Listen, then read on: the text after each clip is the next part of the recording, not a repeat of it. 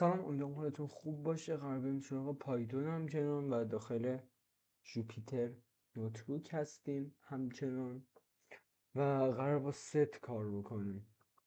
ست چی بود؟ همون مجموعه ها بود دیگه. توی ویدیوهای قبلی اشاراتی بهش کردم. یه دیتا تایپ جدیده که اگر راهنمایی رو خونده باشید کلاس هفتم و اینا بهتون گفتن که توی مجموعه ما نمیتونیم از سجاد مثلا چند تا داشته باشیم. از سجاد فقط یه دونه داریم.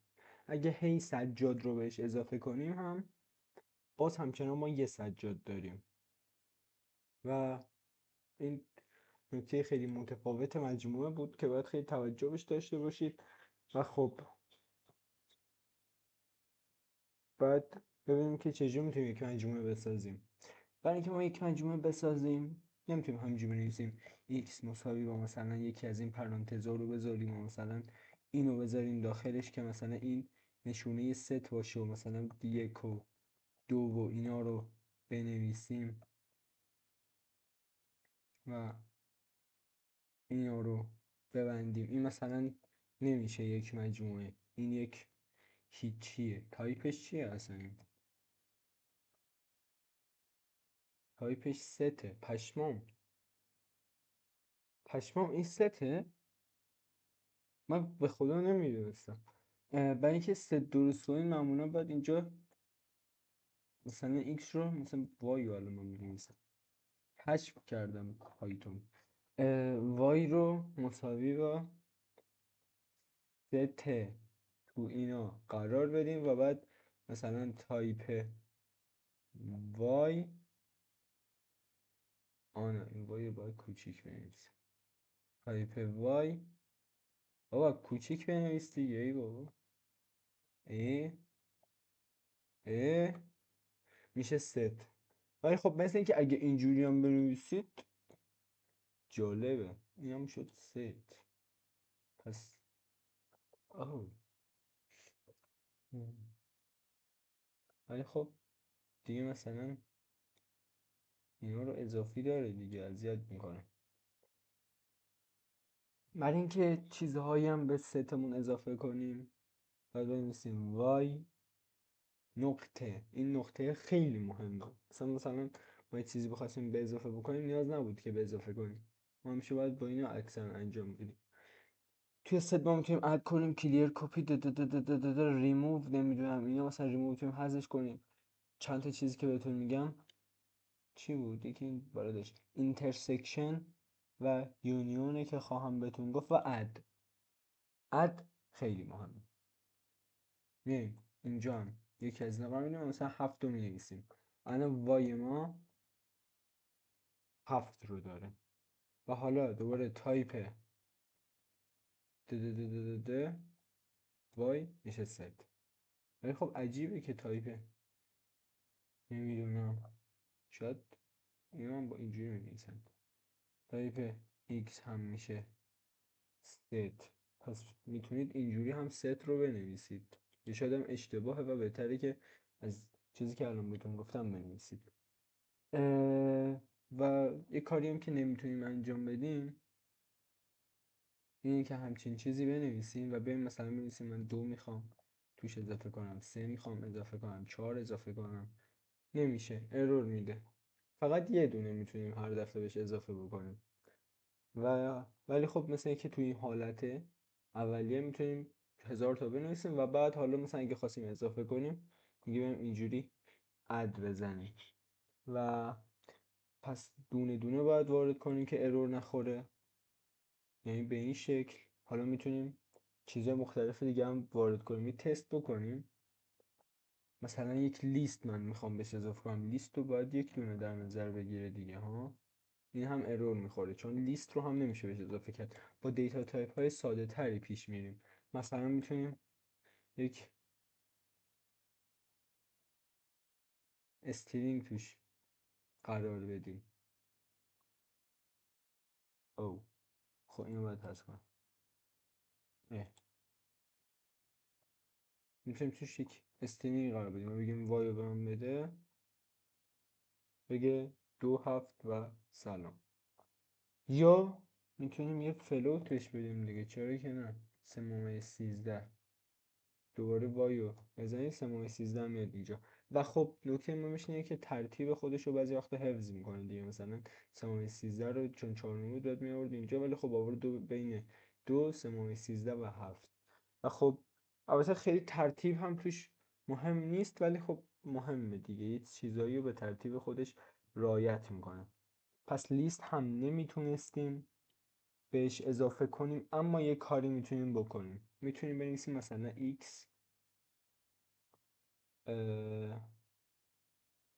x مساوی با یه ستی باشه که توش یه مجموعه مینویسیم. اینجوری میتونیم مثلا چند تا چیز رو هم بهش اضافه بکنیم. یعنی مثلا اگه نخواستیم دونه دونه وارد کنیم، میتونیم اینجا یه مجموعه وارد کنیم و دیگه x ما مثلا این همه مجموعه ها رو داره. حالا دیگه میتونیم اد هم بهش بکنیم هر چیزی که خواستیم رو، و به همین سادگی پیش میره. پس اگه خواستیم چند تا چیز اضافه کنیم اینجوری میتونید انجام بدین، میتونید اینجوری انجام بدین، ولی خب دیگه اینو هم میاره توش دیگه. و ولی یه سوال، اگه ما همینجوری اینو بنویسیم، مثلا بنویسیم 1 و 2، این ایکسمون دوره اینو به ما میده، پس تایپ این چیه؟ تایپش ست میده. خب پس ست رو کلا اینجوری میتونید بنویسید، اصلا دیگه داستان عوض شد. من این مدل دیگه یاد گرفته بودم واسه اینکه، ولی خب همچنان با اینا میتونید اد کنید و اینها. یه چیزای باحالی هم که داره مثلا یونیونه.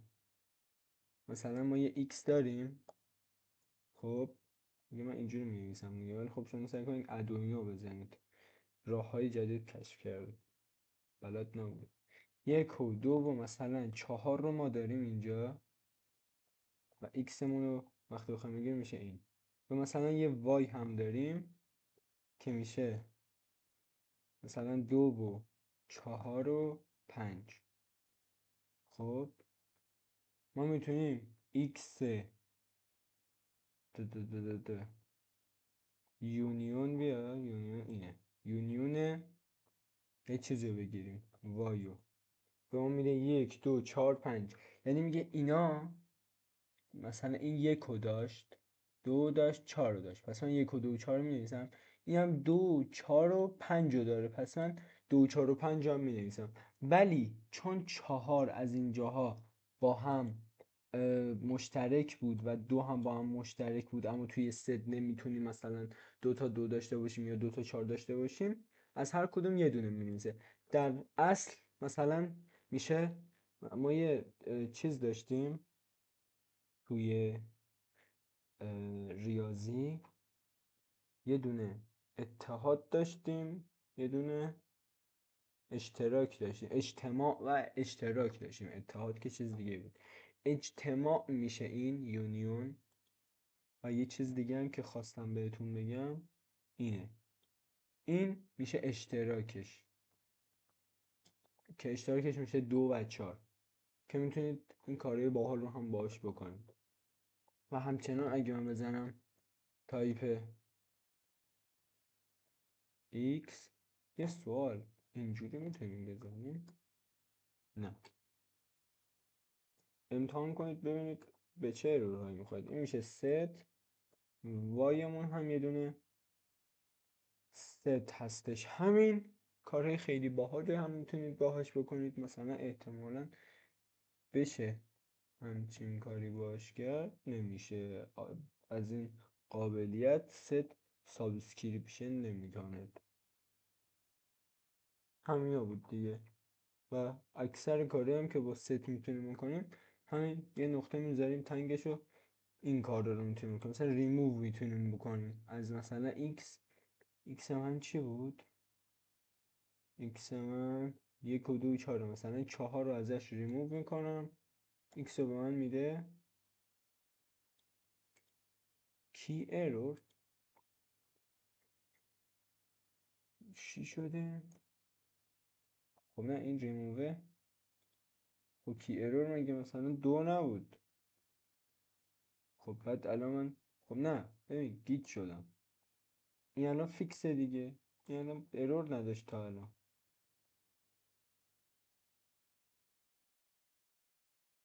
الان ایکس ما چنده؟ ایکس ما یکه، یعنی 2 ازش حذف شد. الان اینو 1 بذاریم و ده ایکس هم که بزنیم یکم ازش حذف میشه و میگه ایکس یه ست خالیه. مرسی که میدونی دیدین. تا ویدیو بعدی خدا نگهدار. این نقطه و یه چیزی ها رو هم یه ذره باشون کار کنید، شاید باحال بود چیزهایی رو یاد گرفتیم. و همین دیگه، خیلی ست چیز ساده بود، بریم سراغ درس‌های پیچیده‌تر.